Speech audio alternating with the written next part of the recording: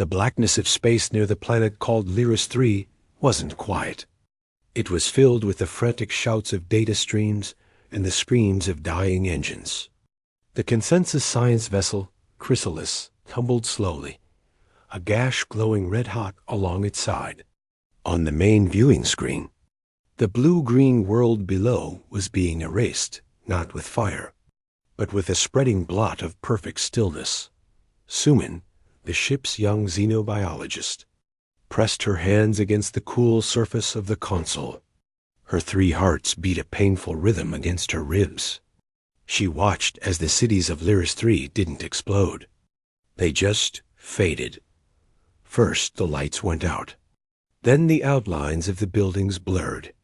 Then there was only a smooth, dark patch where a continent had been. It was called the Silence. It consumed information, memory, the very energy of life, and left nothing behind. We cannot outrun it. The ship's captain, a tall being with gray, leathery skin, slammed a limb on the command chair. The jump drives are damaged. We have minutes before it reaches our altitude. Sumin forced herself to speak. Her voice was small in the chaos. The entity. It shies away from directed energy, from weapons fire. Could we?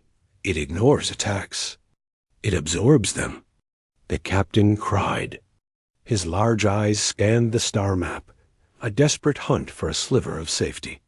His gaze stopped at a nearby sector. It was marked on consensus charts with a simple, universal symbol, a black circle ringed in red. No data, no trade routes, no astrological surveys. Just a warning, human space.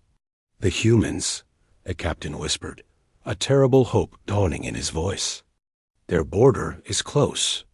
They are secretive. Their defenses are unknown. The Silence may not cross. It may not dare. A wave of cold dread washed over Sumin. Captain, the treaties, the warnings. Entry is forbidden. It is the one law every ambassador repeats. What choice do we have? Death here or a chance there? The captain roared. He turned to the navigation officer. Plot a jump. All remaining power to the emergency drives. Now. Protest died on Sumin's lips. She looked back at the screen. The Silence was rising from the planet like a dark tide, reaching for them. It was a choice between a known horror and an unknown one. The ship shuddered as the jump drive spooled, a sick, grinding sound. Space twisted and tore. On the other side of the jump, the stars looked the same. But the feeling was different. The space around the Chrysalis felt still, not the hungry stillness of the Silence, but a watchful, deep quiet. Their sensors, scrambled from the jump and damage, flickered back online. Are we in? Sumin asked. Before the captain could answer, a new shape resolved on the screen. It was a ship, sleek and gray, hanging silently against the starfield. It bore no colorful consensus insignia, only a simple white numerical designation on its hull, CSV 77 Vigil. It hadn't been there a second before. It made no sound, no greeting. It just was. A communication request chimed. It was a simple audio channel. The captain accepted it with a shaking limb. A calm male voice filled the bridge. The language was perfect consensus trade, but the accent was flat, clean, human. Unidentified vessel. You have made an unauthorized entry into sovereign human space. This action constitutes forfeiture of transit rights. Power down your engines and all non-essential systems. Do not, under any circumstance, probe local space with active sensor pulses. Await further instruction. The voice was not angry. It was not threatening. It was procedural, like a doctor giving instructions. This somehow was worse. The captain of the Chrysalis stared at the screen. At the human ship, it was a fraction of his size, but radiated absolute control. The Silence was behind them. Safety or at least survival, seemed to be in front of this cold, polite wall. Fear warred with his pride. "They are just one ship," he muttered, not to his crew, but to himself. "We need data. We need to know where we are, what their capabilities are. We must have leverage." "Captain," he said not to scan. Suman pleaded, the human's warning echoing in her mind. "He is bluffing. They hide behind warnings.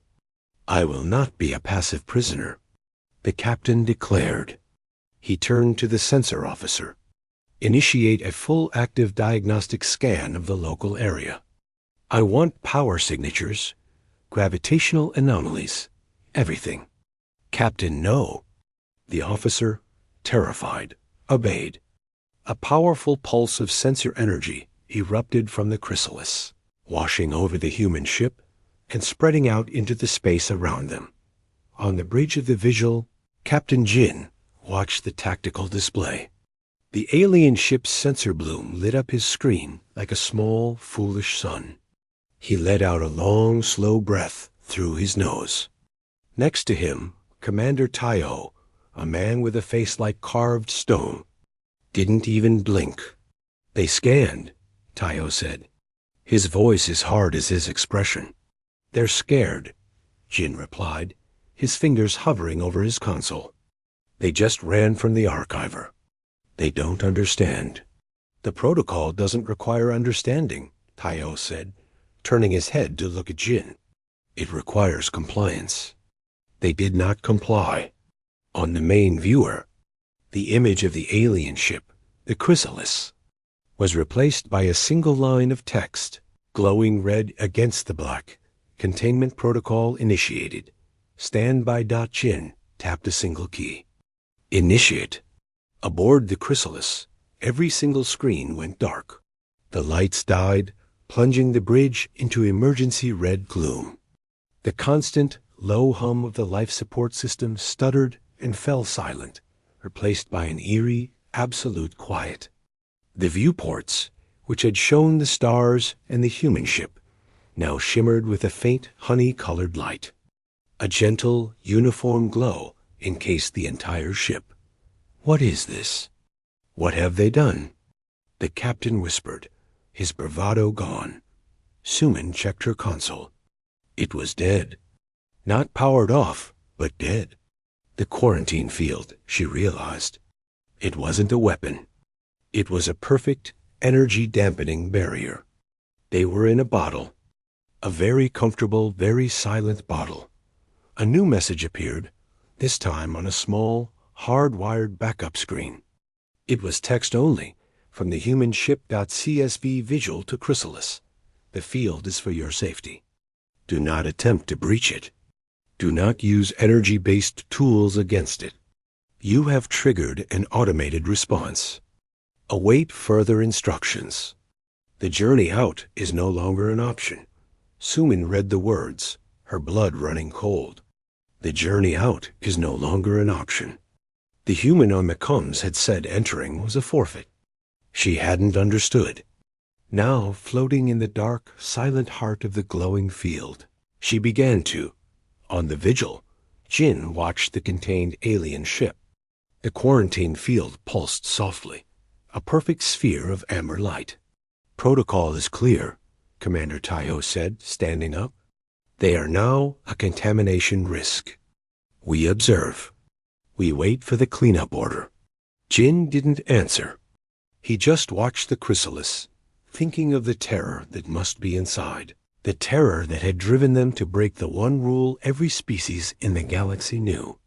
He had seen the raw sensor data from the Lyris 3 border before the link was cut. He knew what was coming next. The alien scan pulse was a bright, juicy signal. And signals, especially frightened, data-rich ones, had a way of attracting attention. The real problem wasn't the aliens in the bottle. It was what their panic had just invited to humanity's door. The amber glow from the field outside the viewports was the only light on the chrysalis bridge. It was a soft, warm light which made the darkness inside the ship feel even deeper. Suman's ears, sensitive to the subtle sounds of a living starship, rang with the silence. The hum of the engines was gone. The whisper of the air recyclers was gone. Even the low buzz of the computer cores was absent. It was the silence of a tomb. The alien captain, a being named Kalen, was slumped in his command chair. His gray skin looked ashen. "They have killed us," he said, his voice hollow. "They have suffocated us without a fight." Suman pushed herself from her station. Her legs felt weak. "No, Captain. Life support is different. The air is still here. It's not moving. It's stale, but we can breathe." She focused on the science, on the facts. It was the only thing holding her panic down. The field is not crushing us. It is damping all energy transfer. Kinetic, thermal, electromagnetic. Our ship is a closed system now. A battery with no way to recharge. A young communications officer, his feathers ruffled with fear, chirped, "But for how long? We will slowly cook in our own heat. We will choke." "Quiet," Suman said, with more force than she intended. She looked around at the terrified faces of the crew. She was a biologist, not a leader. But someone had to think. The humans said it was for our safety. They said we triggered it. They said to wait. For what? To be boarded? To be executed? Kalen snapped, his despair turning to anger. On the main console, a single panel flickered to life. It was a small, secondary comms screen, running on a tiny, isolated battery. Text scrolled across it in simple consensus script. CSV, Vigil to Chrysalis. This channel is low power, one-way text. Do not attempt high-energy response. State your immediate status. Casualties? Structural breaches? Suman rushed the panel. She typed carefully, her fingers clumsy. This is Chief Xenobiologist Suman. No physical casualties. Minor injuries from the jump. No structural breaches. Life support is passive but stable. What is this field?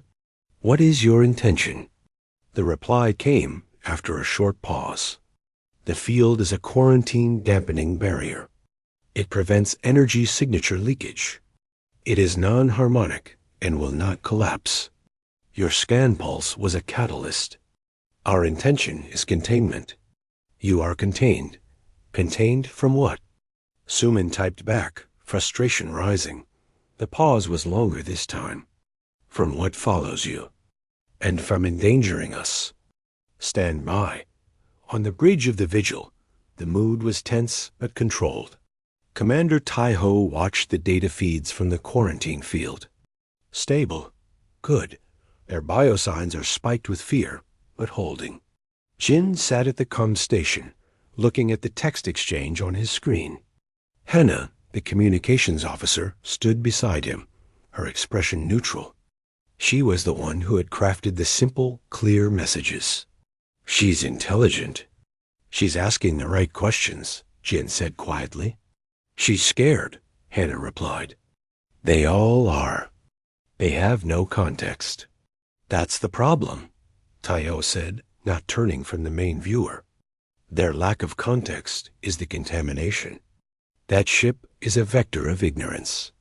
They led a Class 3 archiver manifestation to our doorstep. The protocol is clear. Once the immediate threat is neutralized, the vector is sterilized.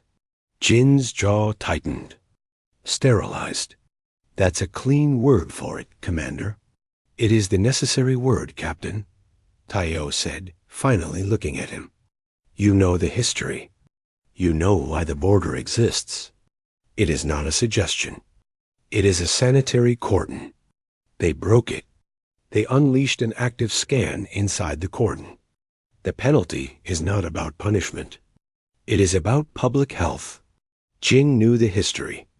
The first contact with the phenomenon centuries ago, which humans had named the archiver.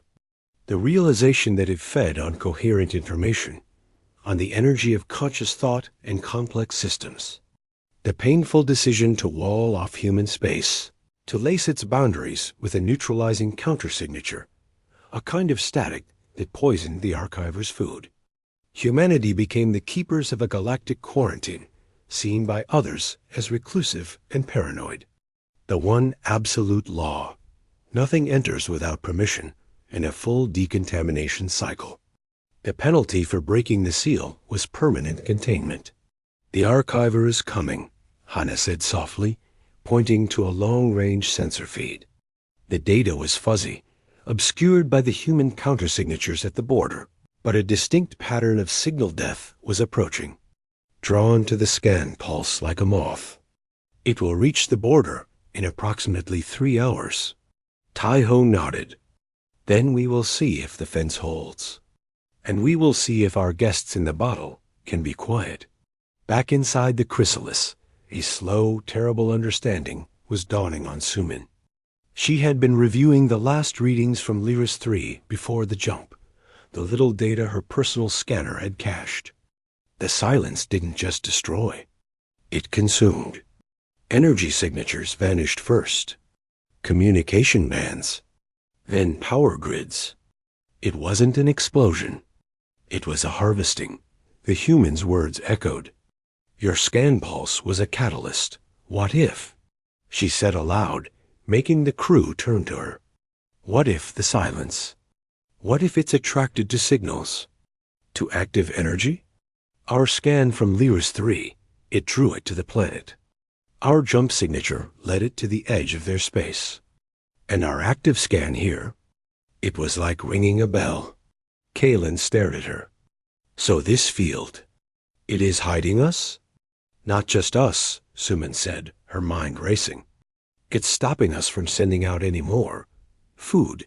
The human said containment, not capture. "They're not trying to hurt us. They're trying to stop us from shouting in a dark forest." The text panel lit up again. "A new message from the Vigil. The entity you call the Silence is approaching the border.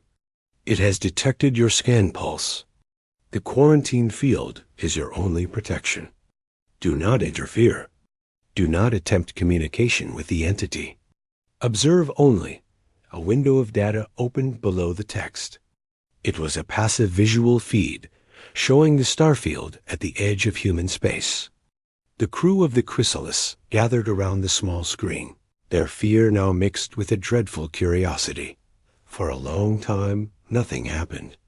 Then, the stars at the very edge of the screen began to wink out. Not all at once, but in a slow, creeping wave. It was like watching a spill of ink drift into clear water, erasing the tiny points of light in its path. There was no ship, no form. Just an advancing wall of nothing. The silence had arrived, it pressed against the invisible border of human space. And it stopped.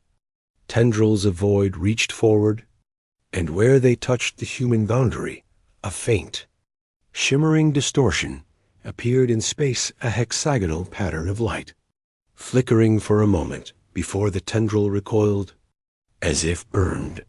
"It can't enter," the feathery comms officer whispered in awe. "It doesn't want to," Suman corrected, her scientific mind taking over.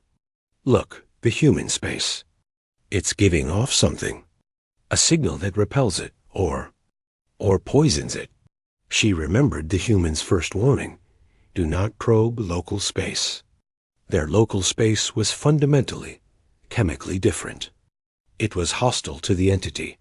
Then, a formless silence seemed to focus. It slid along the border, searching, until it faced the glowing amber bubble of the quarantine field, the chrysalis. A new, thicker tendril of darkness extended, reaching directly for them. On the Vigil, alarms chimed softly. "The archiver has located the residual energy signature on their hull," Hannah reported. "It's focusing on the containment field." Tai-Ho's hands clenched behind his back. "Will the field hold?" "It should," Jin said, studying the energy readings. "The field is a perfect mirror to the archiver. It offers no coherent data to consume. It's like a rock. But if they panic inside and fire thrusters, or try to broadcast.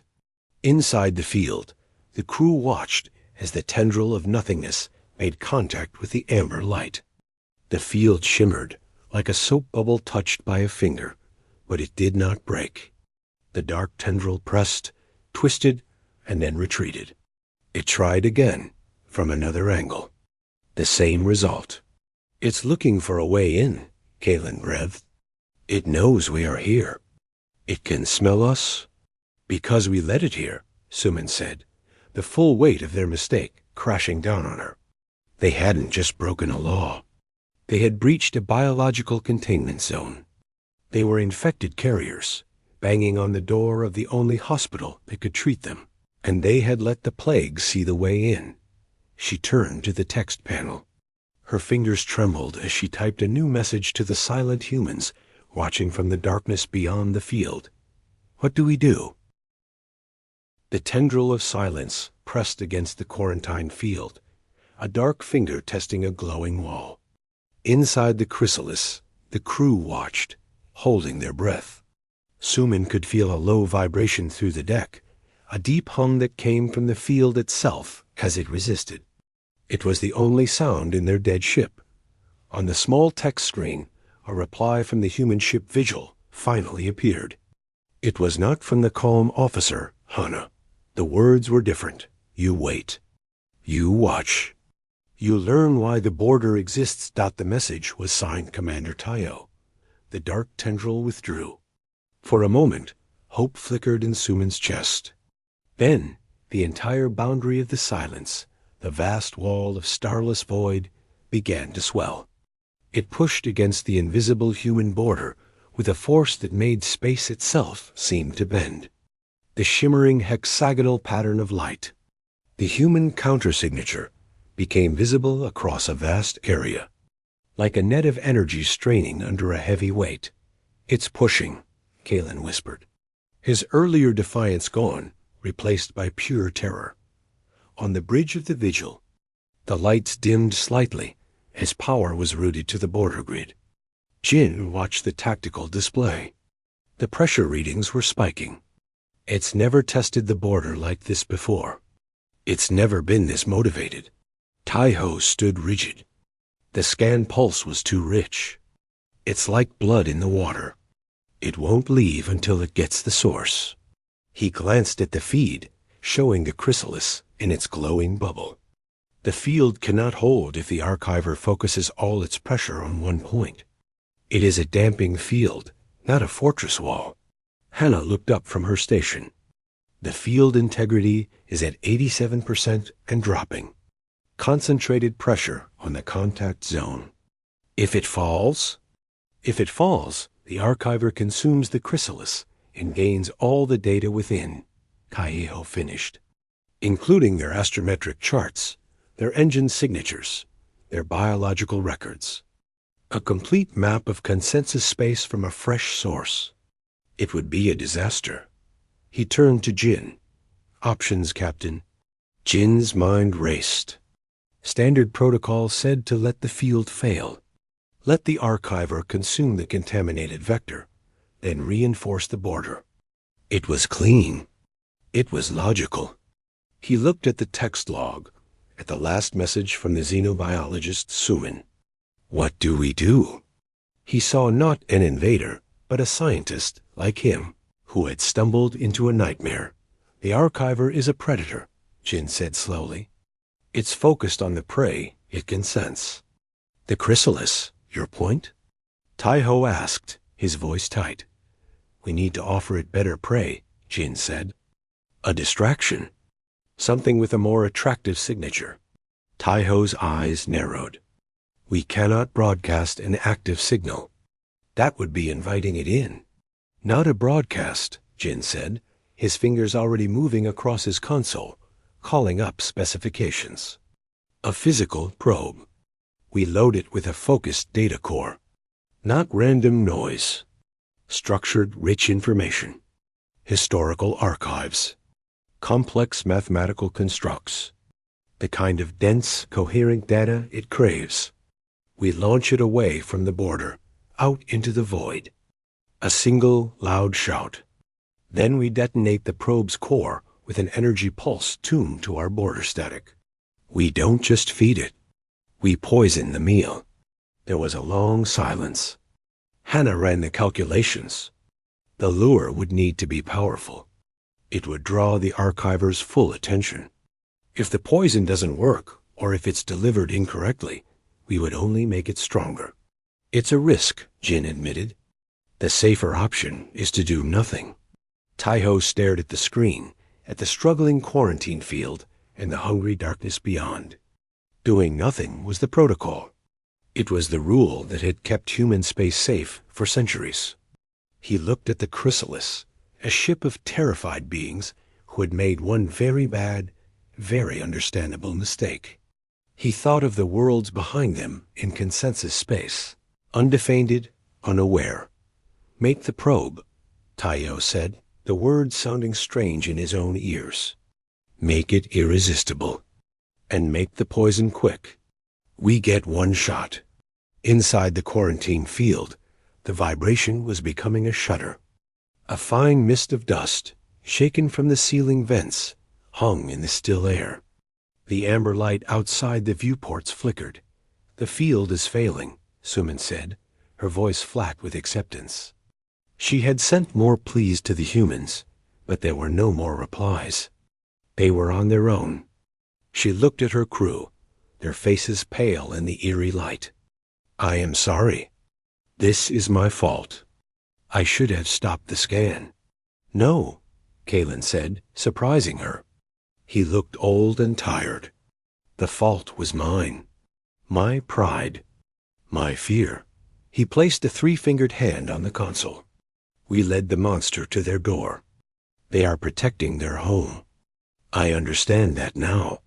Suddenly, a new object appeared on their small screen. It was a human probe, small and sleek, shooting out from the side of the vigil. It didn't head for the border or the chrysalis. It shot out into the empty space just inside the human boundary, away from everything. As it flew, it began to emit a signal. Not on any communication band they could understand, but their passive sensors could feel it. It was a beacon of unimaginable complexity. It sang with data music, images, equations, stories. It was the most beautiful, rich thing Suman had ever sensed. The effect on the silence was immediate, but the pressure on the quarantine field vanished. The dark tide pulled back from the border, coiling itself. It turned away from the chrysalis, from the border, and focused entirely on the small, singing probe. With a speed that defied physics, the vast, formless entity lunged. It crossed the space in a silent rush and enveloped the probe. For a moment, nothing happened. The silence just held the probe in its dark heart. Then, a brilliant white flash erupted from within the darkness. It was not an explosion of matter, but of light and distorted sound waves. It was the sound of static, loud and harsh and final. The white light burned through the tendrils of the silence, which recoiled violently, tearing itself apart from the inside. The darkness churned, twisted, and then began to recede, flowing back away from the human border faster than it had come. It left behind only normal, empty space. The stars that had been erased slowly flickered back into view, one by one. The probe and the dazzling lure it carried were gone. Consumed and then poisoned. On the chrysalis, the crew stood in stunned silence. The violent shuddering had stopped. The amber field glowed steadily once more. The immediate threat was over. Suman stared at the empty space where the entity had been. The humans hadn't just fought it. They had baited it. They had studied it, understood its hunger, and used it against itself. They had saved the chrysalis not out of kindness, but as a side effect of cleaning up a mess. The sheer, cold intelligence of it was more frightening than any weapon. A new text appeared on her screen. It was from Hannah. The entity has retreated. It is wounded. It will not return to this sector for a significant time. The quarantine field remains active. Your status? Sumin typed, her fingers cold. We are intact. No new damage. What was that? The reply was simple. A targeted antibiotic. You introduced an infection. We treated it. The symptom is gone. The infection source, however, remains. Sumin understood. The symptom was the archiver, the silence. The infection source was them. Their ship, their minds, their very presence. Kalen looked at the message and slumped into his chair. We are the disease, he said, utter defeat in his voice. Sumin looked from the defeated captain to the steady human ship on the screen, then out at the peaceful, protected stars of human space. They were alive, but they were not saved. They were contained. The journey out was, as the humans had said, no longer an option. They were a medical problem now. And she knew enough about medicine to know what sometimes had to be done with problems that could not be cured. The silence after the battle was heavier than before. The chrysalis hung in its amber prison, a dead ship in a dead pocket of space. The crew moved through the gloom like ghosts. The initial terror had faded, replaced by a deep, cold dread. They had seen their monster, turned away by a force they did not understand. They were not prisoners of war. They were specimens under glass. Sumin sat at her dead console, the small text screen her only window to the outside. Hana's last message glowed in the dark. The infection source remains. She knew what it meant. They were contaminated. The human, Commander Taiho, had called their scan a catalyst. They had carried the attention of the silence, the archiver, right to the edge of this sanitized space. They were carriers. And the only thing stopping the plague from following them in was the glowing field. Around their ship, the text screen flickered. New instructions appeared. Prepare for tow. Gravity will be simulated. Secure all personnel and loose objects. Do not attempt to power your engines. The journey will take 6 hours. Tow? Kalen said, stirring from his stupor. Where are they taking us? Somewhere more secure than the middle of empty space, Sumin guessed. She relayed the orders to the crew, her voice hollow. They strapped themselves into chairs or held onto fixed rails. A deep, resonant hum vibrated through the hull, different from the field's defensive shudder. It was a powerful, steady sound. Outside the viewports, the stars began to move. The chrysalis was turning, slowly and precisely. Then, the amber glow outside was joined by the pale blue light of engine thrust. They were moving, pulled along by an invisible force. The human ship, the Vigil, was taking them somewhere. On the bridge of the Vigil, the mood was somber. The successful bait and poison maneuver had been a tactical victory, but it changed nothing about the core problem. Jin watched the quarantined ship on the main viewer, a firefly in a bottle being pulled behind them. The outpost is prepped, Hana reported. Minimal crew. Full isolation protocols. Taiho nodded. Good. Once they are secured in the hangar bay, we begin the full debrief and assessment. Assessment for what? Jin asked, though he feared he knew the answer. For risk level, Taiho said, turning his hard gaze on Jin. For sentience. For the potential of rehabilitation versus permanent containment. The protocol has steps, Captain. This is not arbitrary. We will learn everything about them. Then we will decide if their consciousness can be cleansed of the archiver's trace, or, if it must be, isolated. You mean erased, Jin said quietly.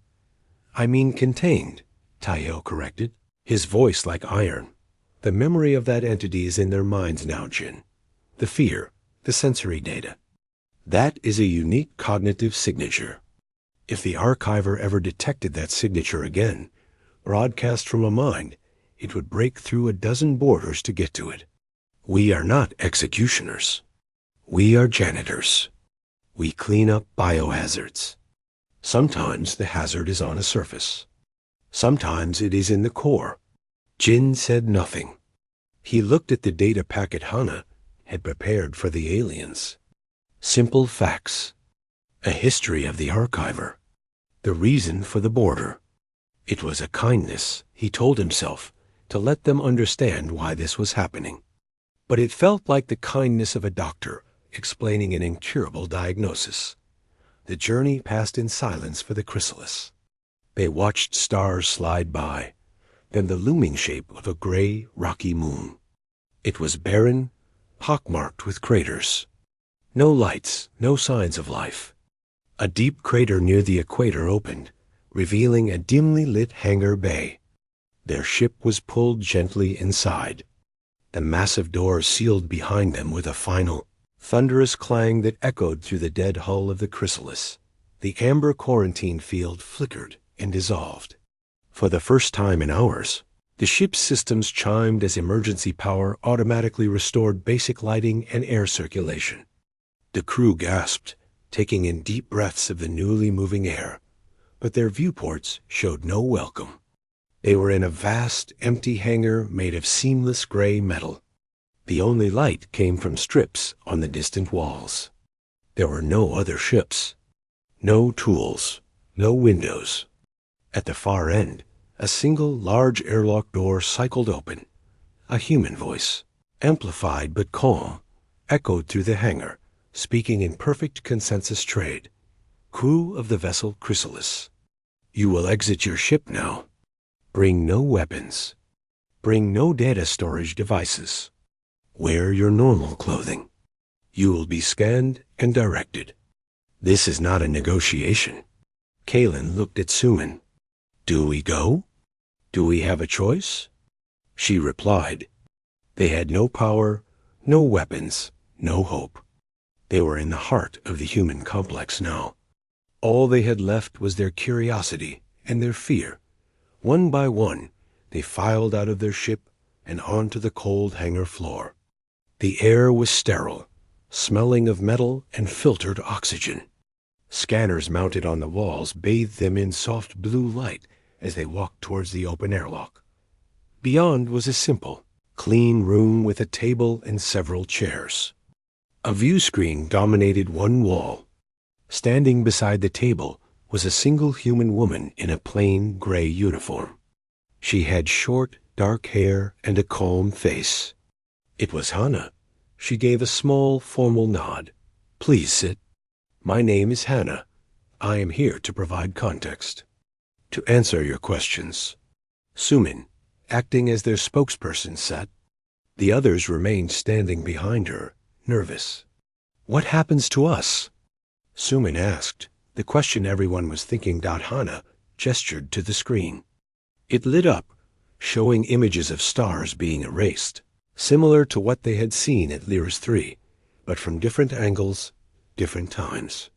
What you call the silence, we call the archiver. It is not evil. It is not sentient in the way we are. It is a natural force, like a virus. It feeds on coherent information, the energy of thought, of memory, of complex systems.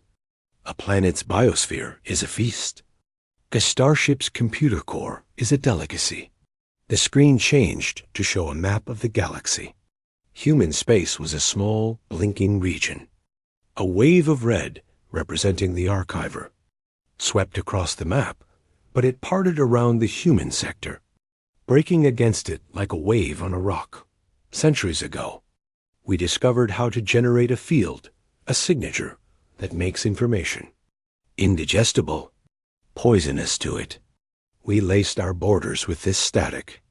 We built a quarantine zone, not to keep others out, but to keep the archiver in check and to keep its attention away from the rest of the galaxy. Your consensus worlds lie in what we call the clear zone. You have never developed the static, so you are vulnerable.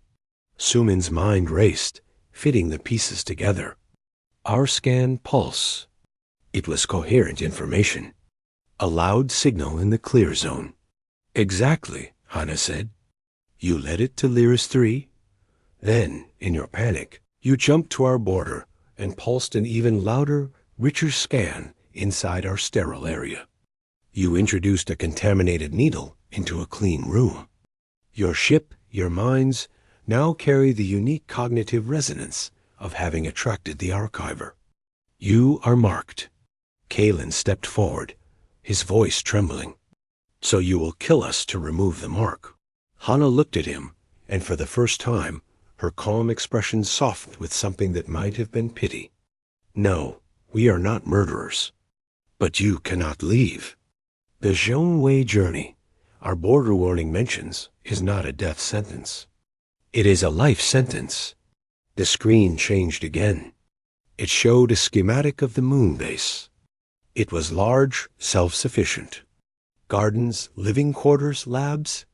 This outpost is a kind of asylum, a permanent residence. You will live here. You can study, you can work, you can build a life. But you can never leave. Your ship will be broken down and recycled. Any attempt to send a signal out or to leave will be met with the re-establishment of the quarantine field. Here you are safe. Out there, you are a beacon that would doom entire worlds. The room was utterly silent.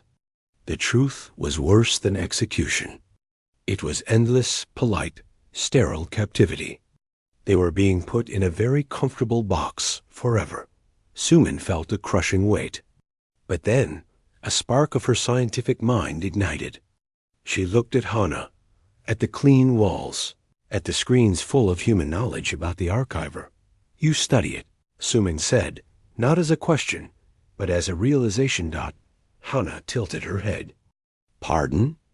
The archiver. You don't just hide from it. You researched it. You developed that poison for it. You have data on it. Sumin leaned forward. You have a whole facility here.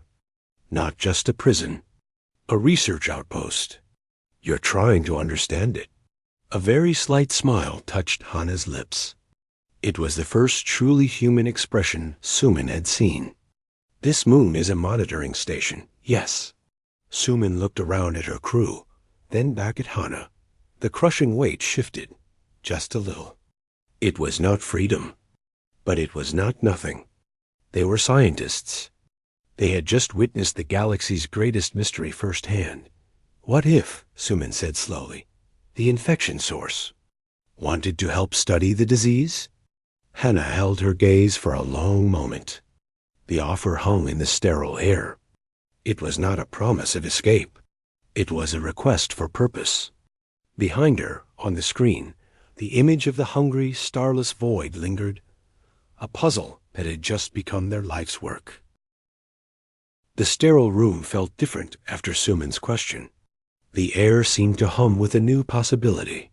Hannah did not answer right away. She studied the faces of the alien crew, the fear, the despair, and in Sumin's eyes, a sharp, desperate curiosity. I am a communications officer, Hannah said finally, her voice still calm but less formal. I do not have the authority to make that offer, but I can convey the request. Please wait here. She left through a side door, which sealed behind her with a soft hiss.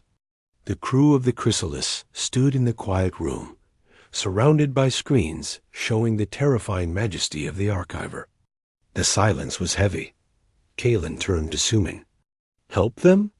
After they imprison us? What is our alternative? Sumin asked, gesturing to the schematic of the moon base still on the main screen. To live as prisoners in those quarters, staring at the walls until we grow old? We are scientists, Captain. We witnessed the most significant cosmological threat in known space. We have unique, first-hand data. They have context and technology we never dreamed of. This isn't just a prison. It's a laboratory, and we are already inside it. The feathery communications officer, named Tail, chirped softly. They see us as a disease. You want to help the doctors? I want to understand the sickness, Sumin said firmly. Maybe, if we understand it together, we can find a real cure. Not just a fence. Maybe then the quarantine ends. Her words hung in the air. It was a thin hope, a fragile thread in the darkness. But it was better than no hope at all. On the other side of the base, in a command center dug deep into the moon's rock, Jin and Taiho watched the feed from the room. They had heard every word. "The xenobiologist is resilient," Taiho observed, his arms crossed. "She seeks purpose. That is good. It will make containment easier." Jin turned away from the screen. "Commander, she's not just seeking purpose. She's offering a partnership. They have fresh observational data from Lyris 3, from the border incident. Data we can't get because our static field keeps the archiver at a distance. We only see it when it's provoked, like today. We are not in the business of partnerships with contamination vectors," Taiho said, but his voice lacked its usual finality.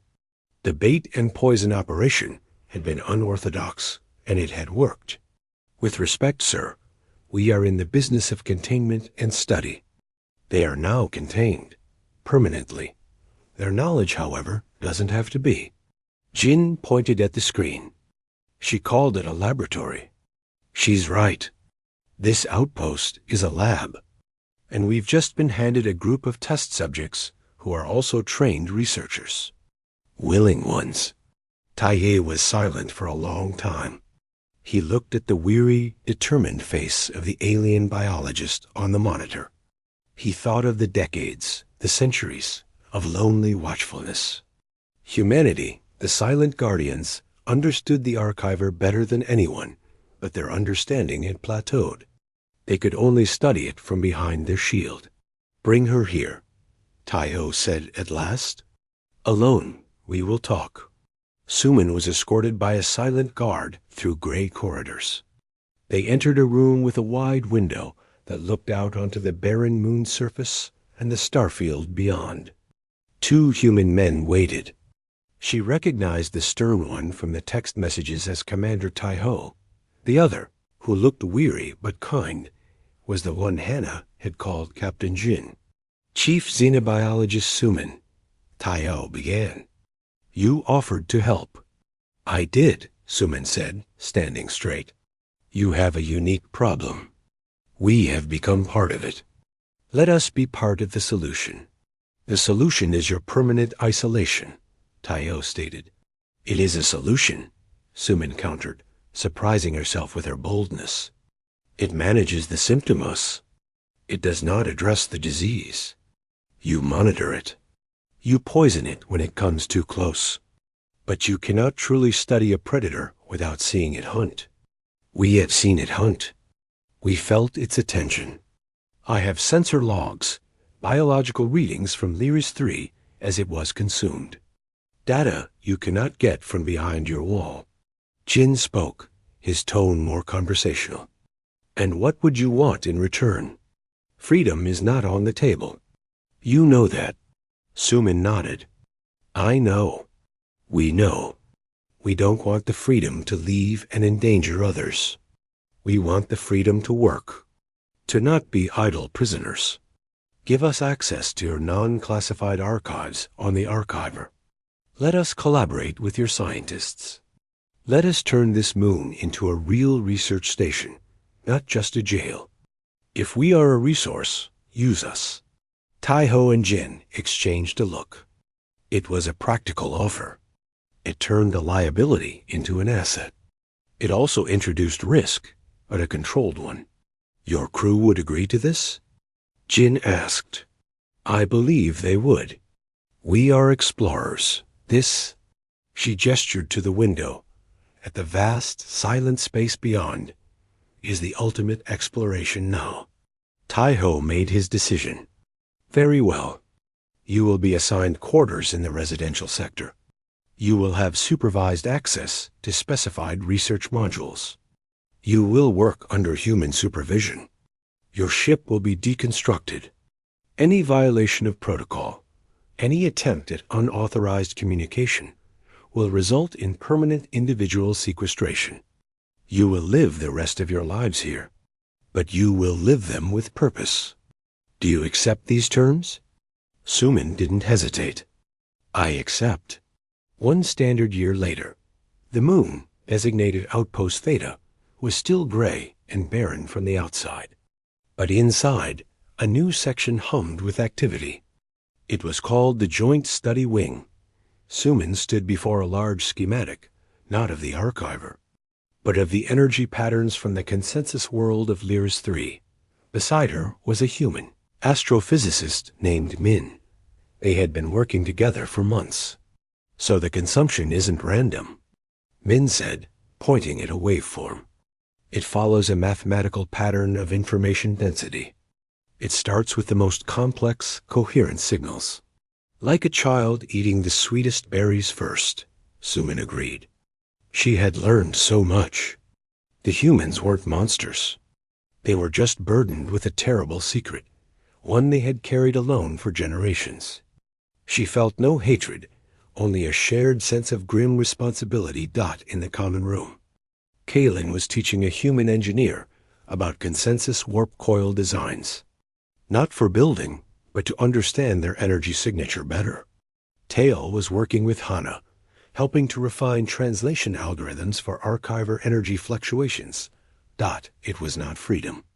Their world was still the gray corridors, the sealed hangars, the constant knowledge that they would never see their home stars again. Letters sent to consensus space, explaining their disappearance, were vague and crafted by human diplomats to avoid panic. Their old lives were over, but they were not idle. They were not just contained. They were contributing. Jin visited the wing often. He found Suman in the main lab one evening, looking at a star chart. It showed the clear zone and the quarantine border. "Does it ever feel smaller?" he asked gently. Suman smiled, a sad but genuine expression. "The universe out there feels smaller, but the universe in here," she tapped her temple, "feels larger. We are solving a mystery that could save billions. That is a bigger life than I ever imagined." Jin nodded. He understood.